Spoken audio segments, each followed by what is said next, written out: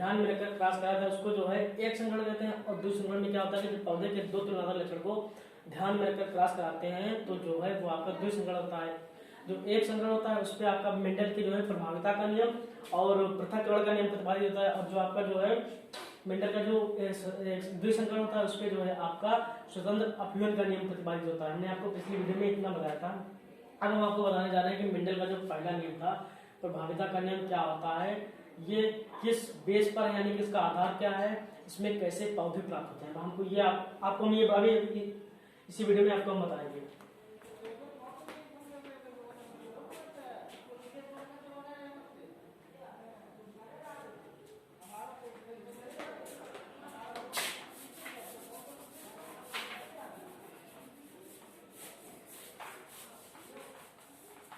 Mendel का प्रभाविता का नियम, मेंडल के प्रभाविता का नियम था यानी कि जब पहली बात तो ये हमारा प्रभाविता का नियम हमने आपको बताया था कि प्रभाविता का नियम एक संकरण क्रॉस पर आधारित है क्योंकि इसमें जो है पौधे के एक तुलनात्मक लक्षण को ध्यान में रखकर क्रॉस कराया जाता है, इसीलिए प्रभाविता का नियम आपका एक संकरण क्रॉस पर आधारित है। बस हम आपको यही डिफिनेशन में लिख देंगे और अभी आपको एग्जाम्पल जब देंगे तो एग्जाम्पल में आप देखेंगे कि प्रभावी जो लक्षण है अप्रभावी लक्षण को प्रदर्शित नहीं होने देते हैं।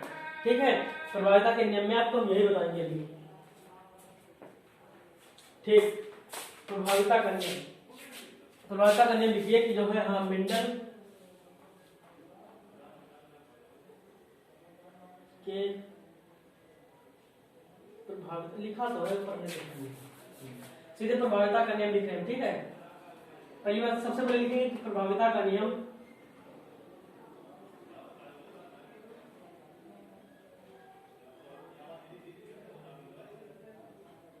एक संकरण क्रॉस पर आधारित है।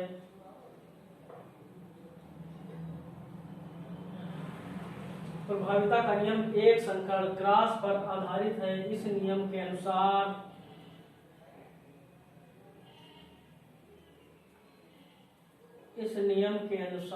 जब पौधे के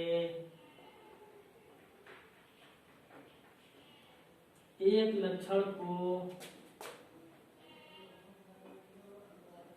ध्यान में रखकर क्रॉस कराया जाता है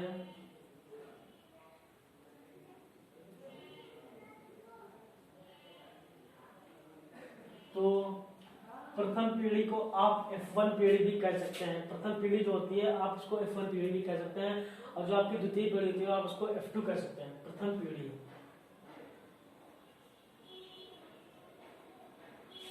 प्रथम पीढ़ी में सभी संकर पौधे, आप इनको प्रभावी भी कह सकते हैं। अभी आपको बताएंगे कि इनको हम प्रभावी या संकर क्यों कह रहे हैं, अभी एग्जाम्पल के माध्यम से हम आपको बताएंगे। संकर पौधे प्राप्त होते हैं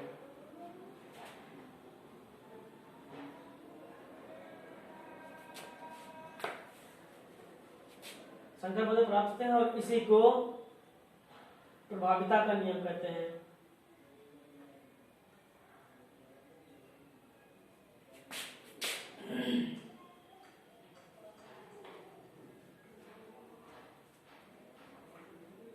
बस ये आपका हो गया मेंडल के पहले प्रभाविता का नियम। प्रभाविता का नियम ये होता है कि प्रभाविता का नियम आपका एक संकरण क्रॉस पर आधारित होता है।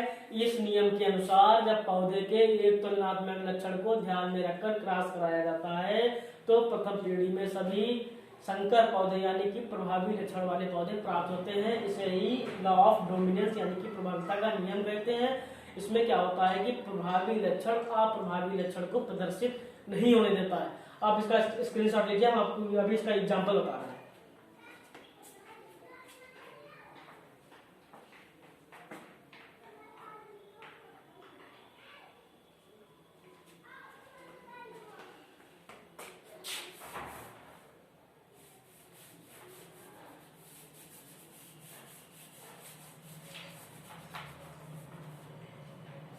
सबसे पहले तो हमें जो है प्रभावी पुष्प वाला पौधा लेंगे, लाल पुष्प वाला पौधा एक होगा, और दूसरा आपका होगा अप्रभावी। वही चीज है प्रभाविता करने में क्या बताएंगे, यानी कि प्रभावी का अप्रभावी से जब प्रयास कराएंगे तो उसी को हम एग्जाम्पल के जरिए से बताएंगे कि प्रभावी अप्रभावी को प्रदर्शित होने क्यों नहीं देता है। ठीक, ये आपका होगा लाल पुष्प वाला पौधा कौन सा है, ये प्रभावी है। ये देखिए ध्यान रखना कि प्रभावी है। अगर आप ये नहीं लिखेंगे तो आपका पेपर में नंबर कट जाएगा। यहाँ पर लिखेंगे सफेद पुष्प वाला पौधा। ठीक, देखिए जो यहाँ पे हम अभी लिखने जा रहे हैं इनके सिंबल यानी कि इनके चिन्ह, उनको जो है साइंस की भाषा में एलील या एलीलो मार्क कहते हैं। ठीक है, एलील या एलीलो मार्क। इसमें हम यहाँ पर इनके लिखने जा रहे हैं आर और आर से रेड होता है लाल पुष्प वाला पौधा, लाल पुष्प वाला पौधा। इनको जो है वैसे तो जीन्स कहते हैं। ठीक है, और अगर पूछे आपसे कोई कि जो लाल पुष्प वाले पौधे के लिए सिंबल लिए जाते हैं उनको क्या कहते हैं, आप कह देंगे कि इनको एलील मार्क कहा जाता है। और यहाँ पे हम सफेद पुष्प वाले जो पौधे हैं, सफेद पुष्प वाले पौधे के लिए यहाँ पे W और W नहीं ले सकते, क्योंकि यहाँ पे हमने लाल पुष्प वाले पौधे के लिए कैपिटल R और कैपिटल R लिया, इसीलिए हमको यहाँ पे इसी के अपोजिट स्मॉल r और स्मॉल r लेना पड़ेगा। अगर आप यहाँ पे W और W लेंगे तो आपका जो है क्रॉस वो नहीं हो पाएगा, गलत हो जाएगा। ठीक है, इतना हो गया। ये आपके ये भी जीन्स हैं और हम इन जीन को किसमें बदलते हैं, युग्मक में, क्योंकि आपको पता है कि जो जीन्स होते हैं वो द्विगुणित होते हैं, हमेशा द्विगुणन की क्षमता उनके अंदर होती है, और वो जो है अगुणित होते हैं। मतलब जब वो जीन्स के अंदर द्विगुणन की क्षमता होती है, जब वो अगुणित होते हैं तो सिंगल हेलिक्स में आ जाते हैं। ठीक, अब हम इनको R अलग कर लेंगे, एक R अलग कर लेंगे। इसके बाद जो है ये भी युग्मक है। ठीक, इसको भी अलग अलग कर लेंगे। ठीक, अब हम आपको बताएंगे कि पुनेट की एक चौकोर खाने की विधि थी। ये क्वेश्चन नीट में आता कि जो है चौकोर खाने की विधि किसकी थी, ये चौकोर खाने की विधि पुनेट की थी।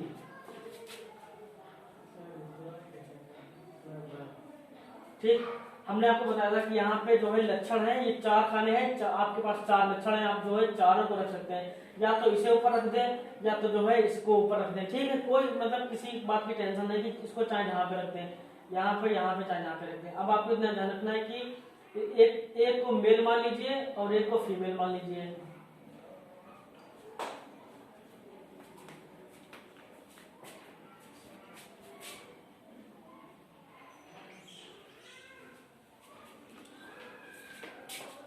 ठीक, अब आप क्रॉस कराते हैं, capital R small r, capital R small r, capital R small r, capital R small r। हम देख रहे हैं कि चारों खानों में प्रभावी लक्षण और अप्रभावी लक्षण दोनों आ रहे हैं। हमने आपको बताया था कि प्रभावी लक्षण अप्रभावी लक्षण को प्रदर्शित नहीं होने देता है। अब आप देख लीजिए, कुछ यहाँ पे जो है प्रभावी लक्षण भी आ रहा है, अब अप्रभावी लक्षण भी आ रहा है। बस आपको लिख देना है कि यहाँ पर 100% संकर वाले पौधे, संकर पौधे प्राप्त होते हैं। संकर के यहाँ पे प्रभावी भी लिखते हैं, अभी आपको बताएंगे प्रभावी का मतलब क्या है, प्राप्त होते हैं। ठीक, देखिए हमने बताया था कि प्रभावी लक्षण का मतलब ये होता है कि जो अपने दूसरे को प्रदर्शित ना होने दे, मतलब प्रभावी, जो हम प्रभावी है और हमारे साथ में एक और दूसरा है वो अप्रभावी, तो हम उसको प्रदर्शित नहीं होने देंगे।